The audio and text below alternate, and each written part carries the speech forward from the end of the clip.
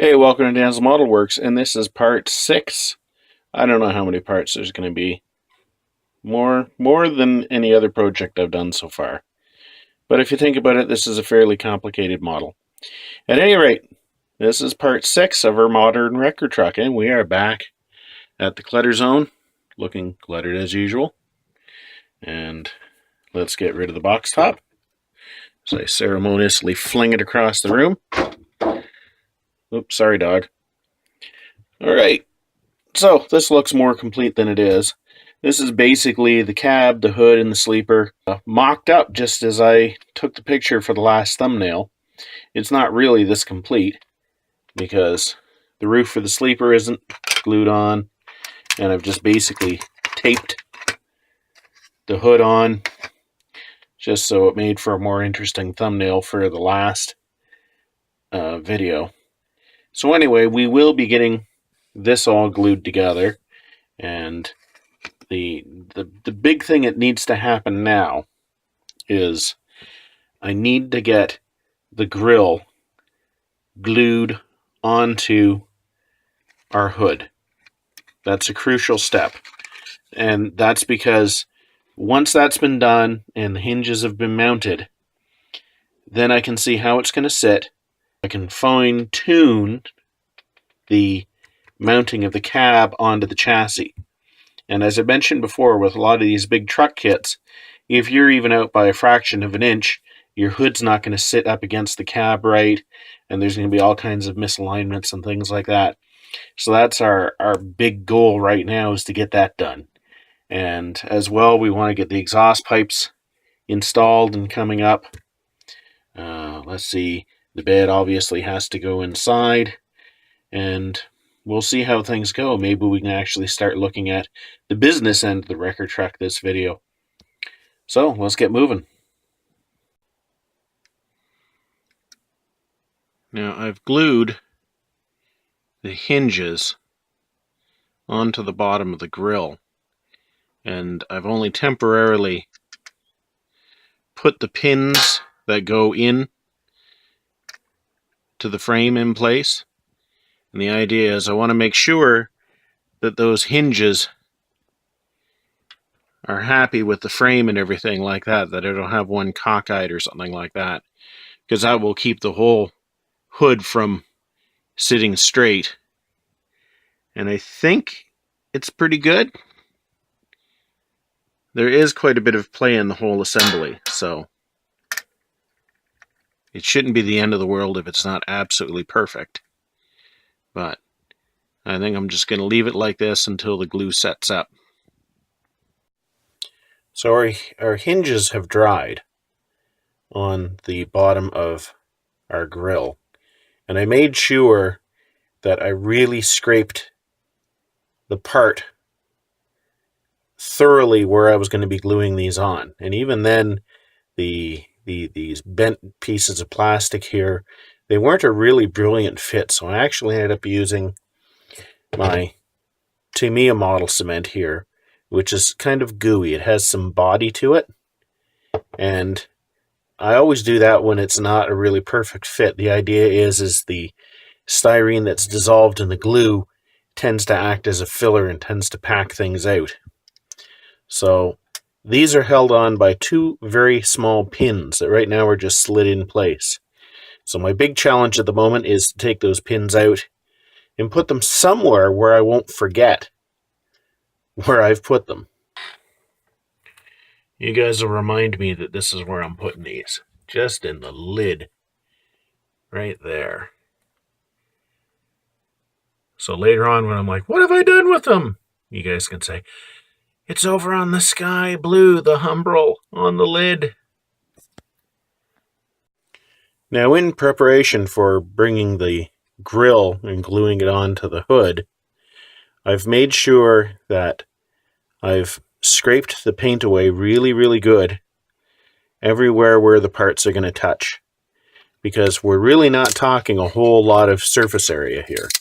This is going to be a fairly high-stress part because it has some flex to it, and of course it's going to be hinged, so we want to make sure that the grill is really well bonded. So in keeping with that, if we look at the grill, let's get a good focus on here, you can see that this whole back side I've scraped. And then if you look at the side, there's actually a line that you might think that, oh, that's a molding flaw. You might be tempted to sand that off and put some bare metal foil on there. That's actually delineates where the grill itself is going to mate up with the hood, and it really does follow that line quite closely. So if you scrape up to that line, you will get the area that needs to be bare plastic. You'll end up getting that really well. This is a really high stress part, so this is going to be something that I'm really going to take care when I glue it together. And there we are. There's our grill, hopefully firmly glued in place. And because this is fairly high stress, I actually primed the parts with plastic model cement first to get them tacky. Then I introduced them, and then I ran more glue on the inside so it would go in by capillary action.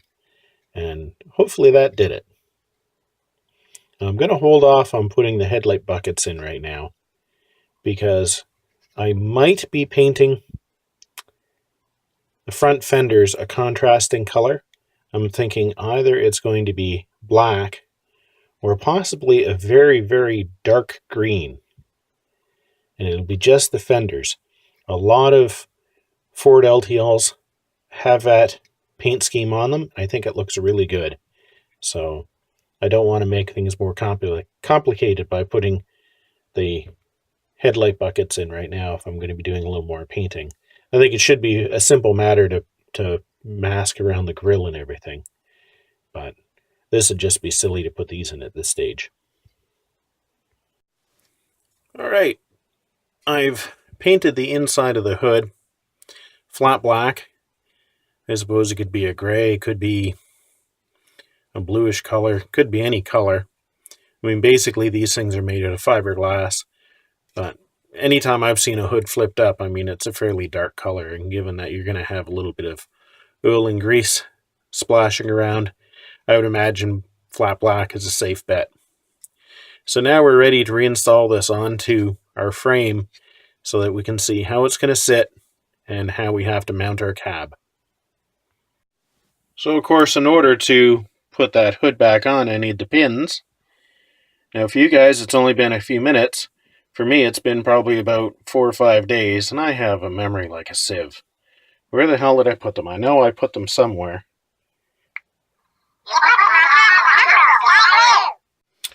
Oh yeah, that's right. Right there.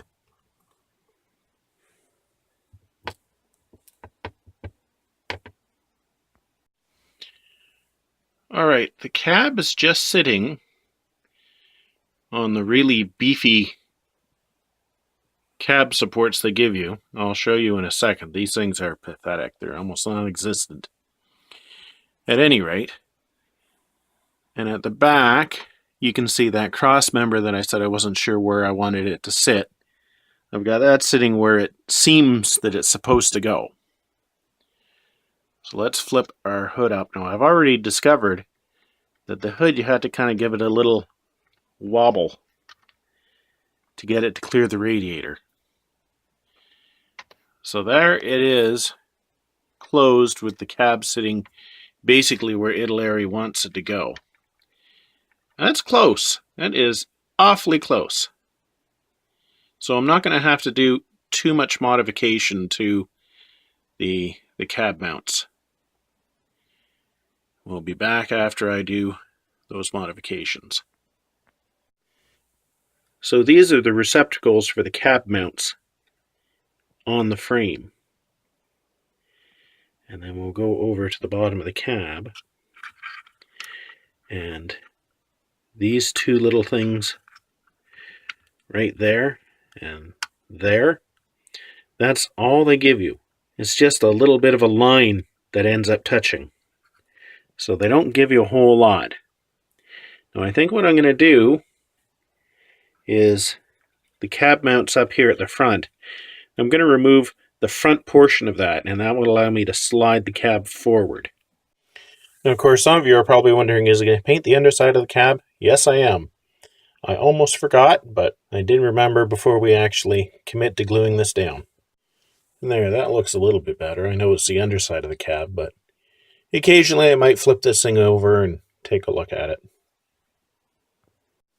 Now, as I mentioned, the contact area for the cab is ridiculously small. So I'm actually using contact cement, and then back here I'll use conventional plastic model cement, and hopefully that will be enough to hold the cab on. Alright, the glue was on here for weight to make sure that everything was pressed down solidly when the glue was setting. So really we've only got this bit glued on, and as I said, those two really small points on the underside of the cab. This is kind of a moment of truth here and see if it's really bonded and is going to stay on. I guess I'll tentatively say success. It doesn't appear to be falling off. I'm not sure if I can get at those 2 points and maybe get a little bit of super glue on there. We'll see. So the next thing I'm going to do before I worry about putting the sleeper on is I want to get the exhaust stacks in place. So I'm going to be putting some chrome silver on here, as well as the door handle. And as you see, just from the amount of handling that I've actually worn the paint off of here, I wasn't really concerned about that because I knew I was going to be painting it silver. Just gives you some idea of how abrasive fingers can be. This is one of the exhaust stacks glued together, and you can see that we've had a little bit of squish out of plastic on the seams, and I'm not really super concerned about that because what I'm going to do is I'm going to wrap the upper and lower portions that are not covered by the heat guard. I'm going to wrap those with some bare metal foil. Now in this shot you can see how smoothing down the seam has obviously stripped away a lot of the chrome. So I'm going to bare metal foil the upper parts, this intermediate portion, and the lower portion of the pipes here to restore that chrome. There it pays to test fit. Looks like I won't have to worry about this intermediate area because the heat guard is going to cover that. There's our exhaust stacks post bare metal foil. Now I admit there's going to be a very, very faint line where the edge of the foil comes. It's still better than the big grungy seam there would have been if I had to use the part stock. So here I'm not doing what I normally would do here on this. Normally I would use a dark gray or a black wash in these holes to give it depth, but I really, really want these holes to be non-reflective. I really want them to be dark. So what I'm doing is I'm literally painting flat black. I'm just jamming it into these holes. And I'm taking a little piece of toilet paper right away and wiping the chrome down. So you can see this area here I've already done. This area I haven't yet done. And I think it is giving it quite a bit of depth and is really toning down the shininess of this part. Because yes, we want it to be shiny, but we want it to look like it's a perforated piece of chrome, which of course the real part is. Alright, so there's both of our stacks with the bare metal foil fixing the seams and the holes in the heat shields blacked out. I think that looks pretty good. As you can see, I've glued the exhaust stacks on. However, I have not glued the pipes that go from there to the mufflers. I figured probably easier because these have to be here. They can't move. And the mufflers can't move. So it's easier to fit the pipes between the two than it is to glue it here and then expect that this is going to line up later. So there's one of them glued in place. And if we move around this side here, you can see it's not a perfect join to the muffler, But honestly, it's going to be almost impossible to see that. It does seem to be fairly firm. I've already test fit the sleeper, and it doesn't interfere with the sleeper. So I say I'm pleasantly surprised by how that went on. And there is our second exhaust pipe glued in place. And as I already said, I'm quite surprised they went on really good. I didn't have to promise Satan the souls of any of my children. So I guess it's a good day. One thing, since we are looking at this area, is the sleeper support. Now, you may remember that I said I wasn't going to glue it in place, so it's still loose. And I'm glad I didn't, because if we put the sleeper on, you can see that where it wants to be glued in place is nowhere near the back of the sleeper.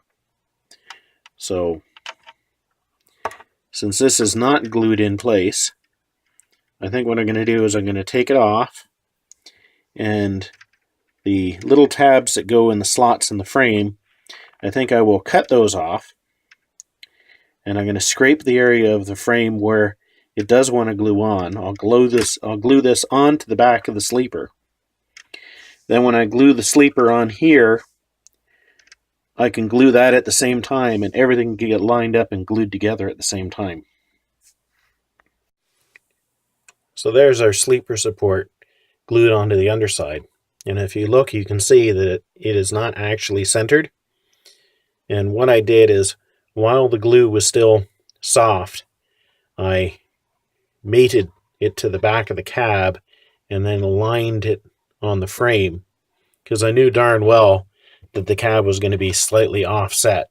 And as you can see, it's not a huge amount, but that'd be putting an awful lot of stress on things. This way, it will glue onto the cab nice and solidly, and this will glue onto the frame nice and solidly.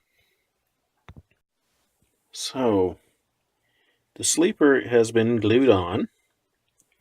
Basically, I glued the join right here, and as I said before, the support going down, I've glued that to the frame. Now, in order to keep anything from drooping, I've gone and put these clothespins on until the glue sets up. Now, there's a bit of unfinished business from the last episode of Dan's Model Works, part 5, and that is the rivet strips that I ended up putting on the firewall. I had intended to show how I created the rivet strips. That is, let's get a good focus on here. There, you can see. There's one strip there. There's another one above the air cleaner. I had intended to do a little piece on creating those, and I'd even done a little filming, but what ended up happening is I wasn't happy with what I filmed, and I cut it because I was running low on time. So I'm going to give a little tutorial right now on how to create rivets in larger scale, such as 1/25th and 1/48th and 1/35th, that sort of thing. So we'll go to that now. So as I mentioned earlier, I'll show you guys how to make rivet strips, or basically put rivet detail on a part. It only really works on things that you're going to be scratch building. It doesn't really work if you have a kit part or something like that. Although if you need to add some rivets to a kit part, you can do it using 10 thou styrene, which is what this is here. Very, very thin. And this isn't something that I've made up myself. It's armor modelers have been doing this for years, as well as aircraft modelers and things like that. And basically what you're going to do is get yourself, basically a pointed stick. This is just a crappy old compass from one of those horrid math sets that we all had in grade school. Now, there is another way of putting rivets in and making sure that they're going to be nice and uniform, and that's to use something that I believe is called a Ponts Wheel. That looks like a pizza cutter, only it has a bunch of little teeth on it. But for this demonstration here, we'll just use this ordinary compass. So what you do is you just anywhere you want to rivet, you just put a little bit of pressure down. If you're really fanatical, you can use a ruler to make sure you're making these perfectly regular. I'll flip this over in a moment.